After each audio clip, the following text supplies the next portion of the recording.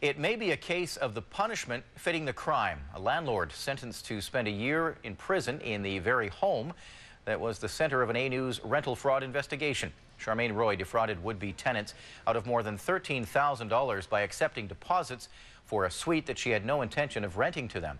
She pleaded guilty on Monday to 30 counts of fraud, but she's not going to prison. The judge believes Roy is ultimately sorry for her behavior, but he says her tearful apology read to her victims was phony. A News reporter Stephen Andrew has more.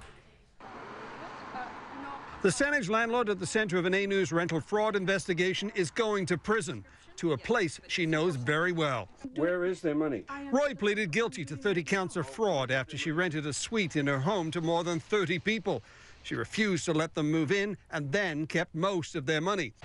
Charmaine Roy has spent the last 56 days in jail, but she is by no means a free woman. She is sentenced to 1-year house arrest, followed by 3 years probation. Judge Adrian Brooks says that when Roy read out a tearful apology in court, it was as phony as the rental agreement she signed. As for her victims, Brooks says they had the rug pulled out from under them, making many of them homeless, adding that Roy was there with her hands on the rug, ready to pull at a moment's notice.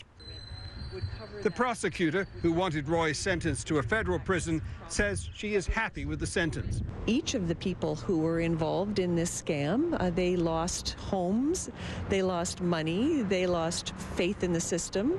And I think that for each of them, they would have wanted to have their day in court and would have wanted to be heard. I think that Miss Roy is going to have a difficult next year complying with all of the terms that he has placed her on, and they're quite onerous and extensive. Roy cannot act as a landlord for 4 years and must pay back the more than $13,000 she stole from her victims. Charmaine Roy is now a prisoner in the very home at the center of the rental fraud. She is allowed out for only 4 hours a week. Stephen joins us now with more on the story. Stephen, the judge didn't accept her tearful apology. Why did he give her a conditional sentence at home? Well, Eric, Judge Brooks said this accurate report showed that she showed remorse, and he said that consideration must be given to the fact that she pled guilty at the earliest opportunity. Roy also, by the way, has no previous criminal record, and Brooks says that he believes his sentence sends a message to Roy and to the community that the fraud is a serious crime. And do you think the victims can expect to see any of that money?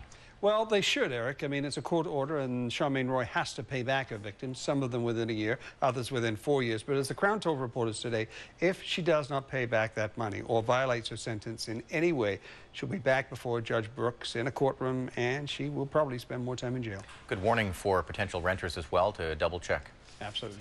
Stephen Andrew reporting tonight. Stephen, thank you. You're welcome.